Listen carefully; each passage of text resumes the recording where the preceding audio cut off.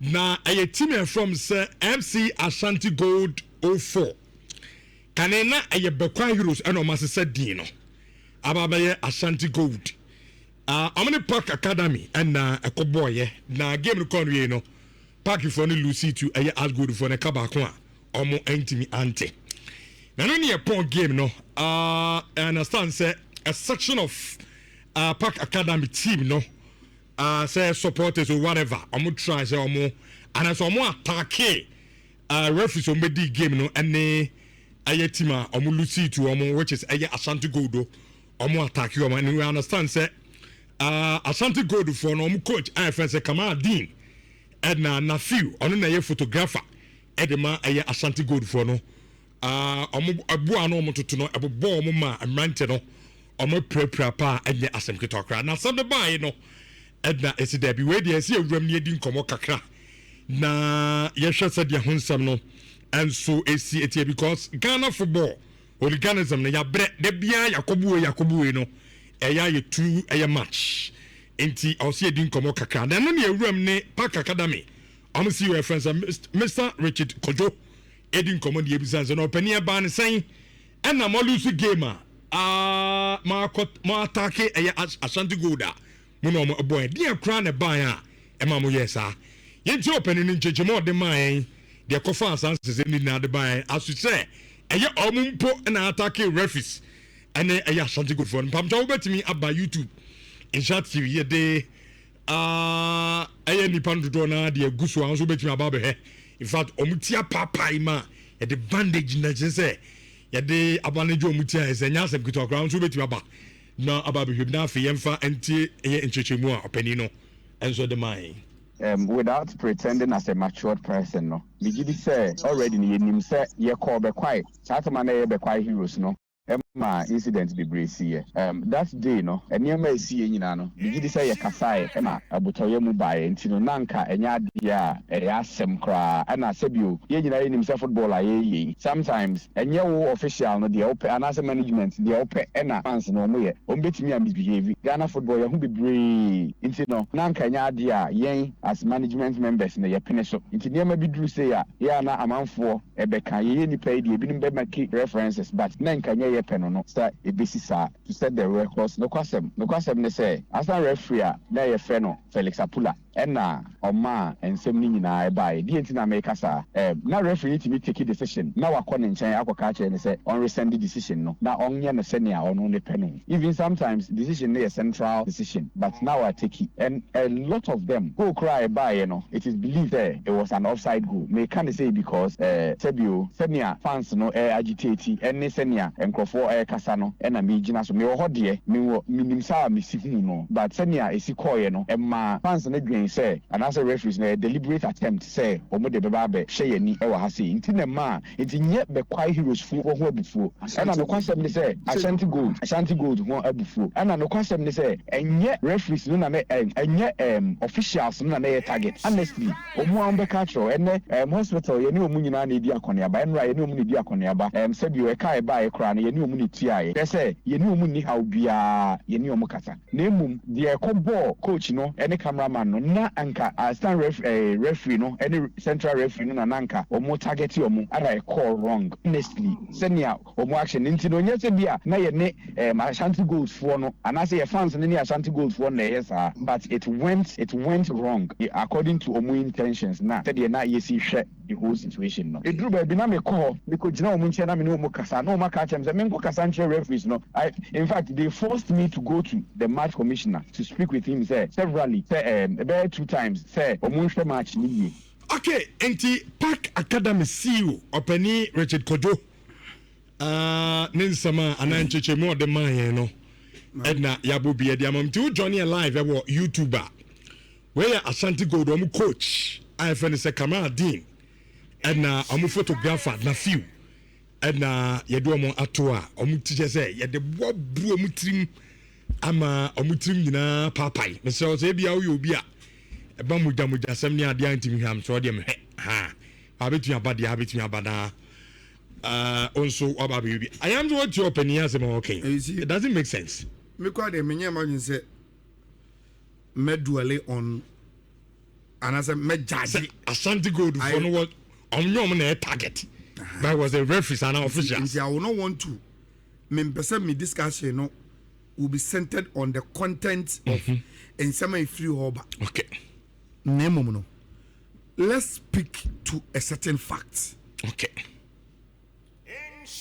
First of all, Rich, your supporters of Mudi Agronech, they should grow up. But I want to tell you, the culture of the way I football Ghana. Any yempenyin phobia Mudi football name. Our my said they will not want to change the culture. We are always going to go around this, and that is the first aspect of my analysis. Rich, say utie some na free by offense over the year. Almost even before the game. Then I'm offensive so Ashanti Gold for no, I can referee no, and that's it. Born a year baby bono. You be seeing. Rich, support the stadium. That's how you need it more. Do you think he can make any fair judgment of the referee? Be a referee, but piano will be looked through the silence. Sani football. Sa perception, rumor, ne dietrim, na ama obi hu poke o stadium nyina no. Wa fan one say enede referee you be kuna to park na so even before game will start. Yeah, nice idea na. Your football enko ne num da. What you see you no? O say target na officials no. And o message target ne ko ball. You see coach ne photographer. On say and that is why I am trying to restrain myself from the officials. Say na be ya men ko kasa e mama no nkopa. Nti I want to deal with the issues. Which and only number 1. Your supporters now. Omo free radio. Agro na gu, football na gu, sponsors nim, sika nim. Yeah, ni ase gu agro no. Agro na yeah ni gu no. Na wo koye we a why ne ho ba be batawo. Obi afa na ho be batawo. Okay, Access Bank na sponsor. Yes. It is all man is a man do ya. Ana probably. Mo Access Bank gives me bu some mo mileage amode mo mi. Mo food say contract ni we mo so be yes, you been paying for their show, and the pay for a buyer, Sika committee for sponsors coming on for me. Yan, you try as Yan, and to trust some name in some near stadium, and your football winning or monomba. Number 2, Rich, share. Semi who it should be say our own. Naman Jiatum, Rich. The bad culture of your football association, especially the club licensing people. Yen to say on Rich in any community, you in someone for.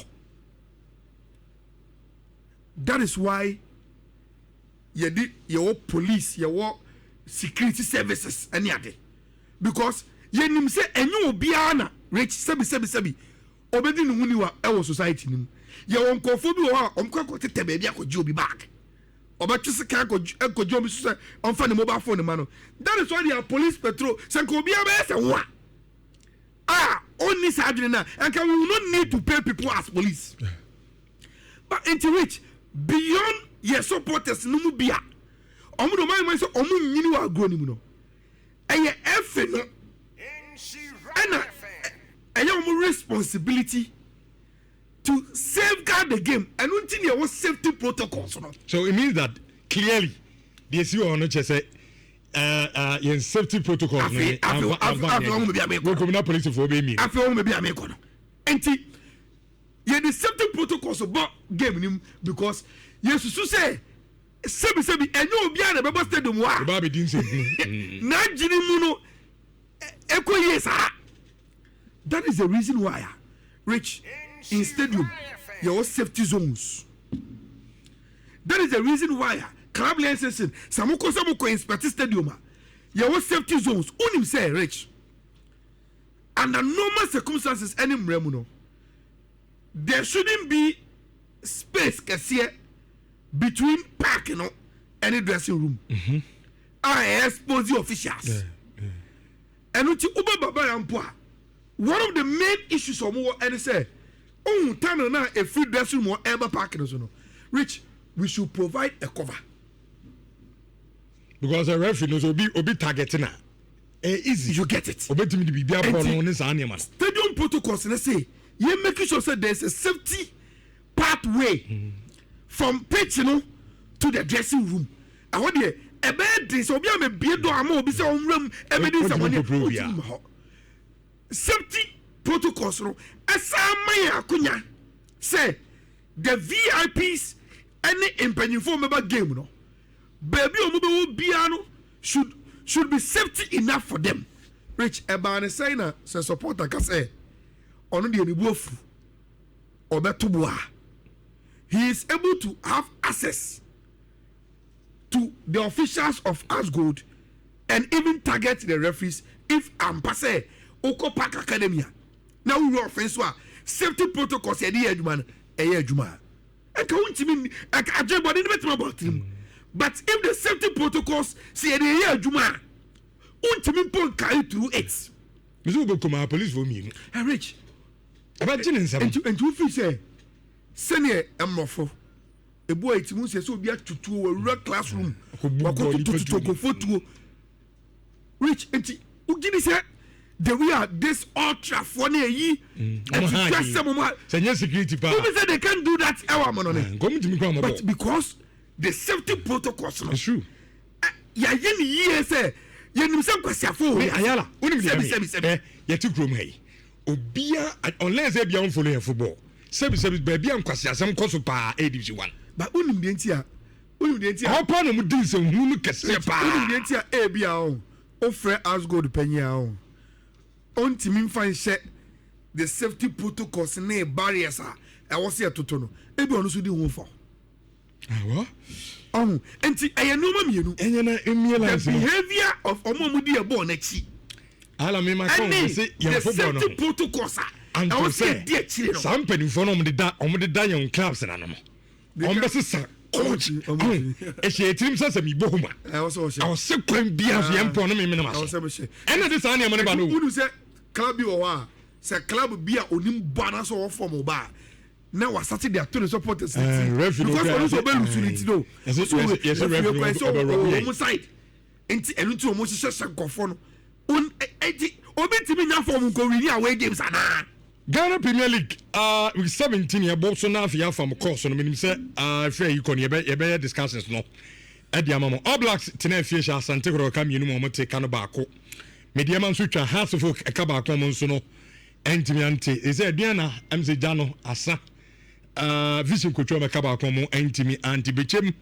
etena fie sha Chelsea ka baako mo so entimi anti dream she mienu Holy Stars entimi anti Nations and the Karela game no akote obi an shebi ho Samatek shemienu Young Apostles entimi ante 11 wonders ti fie shemienu ema Gold Stars ehye kano ayemiensa ena nanu fiada no hohoi etifie ema Panda out of lands eno omo enso ekokote ya onso obi entimi an shebi ho se Holy League atwede na media medical 34 points Gold Stars tosu mienu 32 as Asante Koro tosu miensa 30 Ediana 29 Hearts of Oak 28 etoso eyenum ense Samatex 27 Karela toso nso 25 Lions toso nwotwe 24 All Blacks abetoso nkron 22 Young Apostles toso du 21 Vision etoso du baako 21 Dreams etoso du mienu oman start about say nkakakra Fapa monso eda 12 position with 20 points Nations etoso du miensa also the same 20 points Holy Stars etoso edu 920 Bechem etoso dunum 19 and relegation bon kanim hohoi omna etoso dunsia 18 Bekum Chelsea asebo some bodu nin ranti omso edda 17th position with 18 points and 11 wonders omni twato kra omo awo 6 points minister answer na utu awo be for course no the GFA regulatory committee and I said disciplinary committee. Some few no maybe about first of all summer test against Kotoko. Kotoko social media Ghana or you comment make comments be about I think it was a penalty OBB. Okay. A referee for no funny ye GFA for no charge Kotoko. I'm a Kotoko so kobo munkura no pay. I better about things say I find a Kotoko 5,000. Okay. Ewo honum. Okaya before Kotoko ni do All Blacks. Ekra ebe bono e buy the night before the game say yes some supporters be of Swedo aqua attack Kotoko supporters reach 17 minutes ago. GF in the abasa or my charges Swedo All Blacks for no. And so true democracy so ne city. Enya ntokwa say they as good near year no a GF for the so my invite or mum no and so for investigation na me dem no sikra no ye nua panyin Eda Samuel Enini of Finland or say ne wife Dicknesses say o man you kese pa na o pe say ye be pam am enye ne nti ye say Dicknesses Monica Nini Dicknesses na ni agi ne woni agi say dem ni agi finally oko na ye bra panyin Nana Boache Holland Nana B so about Ghana. Yes, I see. Or Ghana, on the camera, or enjoy show the power. Maybe a line is 322 83582 83583. Mumrana, when Hello, first caller.